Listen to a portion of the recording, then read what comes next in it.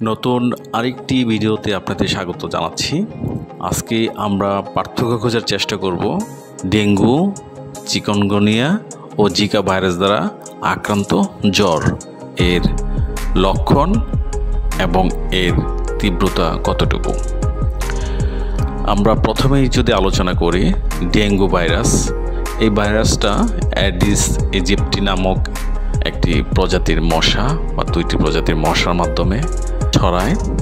Dengue virus দ্বারা কেউ যদি আক্রান্ত হয় তবে তার উচ্চ জ্বর, মাথা ব্যথা, চোখের পিছনে ব্যথা, র্যাশ, শরীর ব্যথা ইত্যাদি দেখা যায়। বিশেষ করে রক্তপাতের ঝুঁকি, হঠাৎ জ্বর, শরীর ব্যথা, রক্তপাত, শক, অঙ্গবিকল এর মতো জটিলতা তৈরি হতে পারে। ডেঙ্গু জ্বর খুব মারাত্মক হতে পারে যখন রক্তক্ষরণ, আভ্যন্তরীণ অঙ্গে ক্ষতি ও শক হতে পারে, যা প্রাণঘাতী। বিশ্বব্যাপী প্রায় প্রতি বছর 22,000 জন রোগীর মৃত্যুর আশঙ্কা থাকে।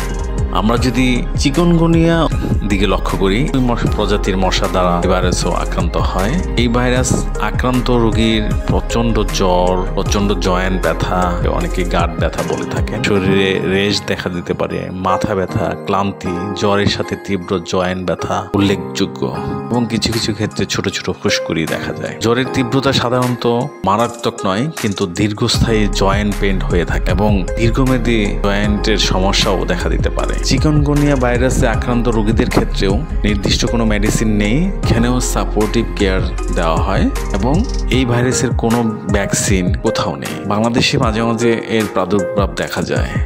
অপরদিকে জিকা ভাইরাসে আক্রান্ত রোগীদের হালকা জ্বর, শরীরে রেশ থাকতে পারে, চোখ লাল হওয়া, হালকা জয়েন্ট পেন, মাথা ব্যথা, সাধারণত গর্ভবতী নারীদের মাইক্রোসেফালি এর ভয় থাকে। উপসর্গের তীব্রতা সাধারণত হালকা, অনেক সময় লক্ষণ বোঝা যায় না।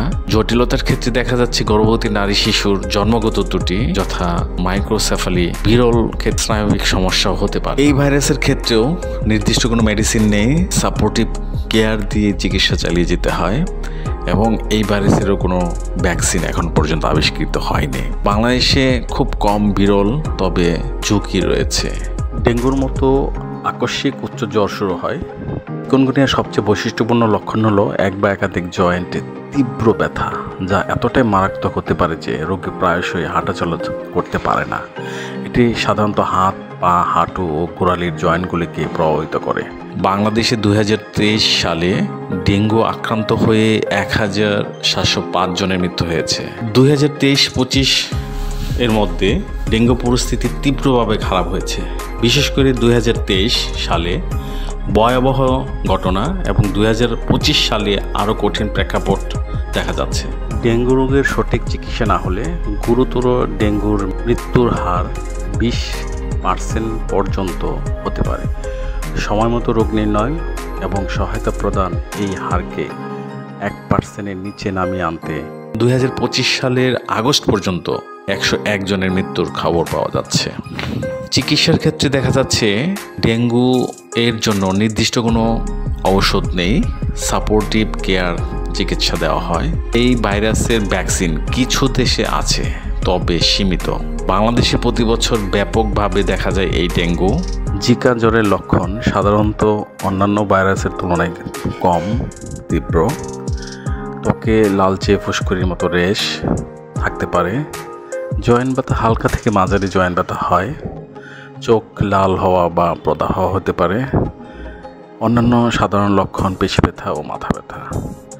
আক্রান্ত ব্যক্তি কোনো লক্ষণই অনুভব করে না অনেক ক্ষেত্রে। চিকনগুনিয়া ও জিকা ভাইরাসে আক্রান্ত যদিও এখনও ডেঙ্গুর তুলনায় কম, কিন্তু সংক্রমণ ঘটছে এবং সহ সংক্রমণের দৃষ্টান্ত পাওয়া যাচ্ছে। সহজভাবে বলা যায় ডেঙ্গু সবচেয়ে মারাত্মক হতে পারে। চিকনগুনিয়া সাধারণত জয়েন্ট ব্যথার জন্য কষ্টকর। জিকা ভাইরাস গর্ভবতী মায়েদের জন্য সবচেয়ে ঝুঁকিপূর্ণ। ধন্যবাদ। পরবর্তী ভিডিওতে আবারও দেখা হবে, আবারও কথা হবে নতুন কোনো সমস্যা নিয়ে। আল্লাহ হাফেজ।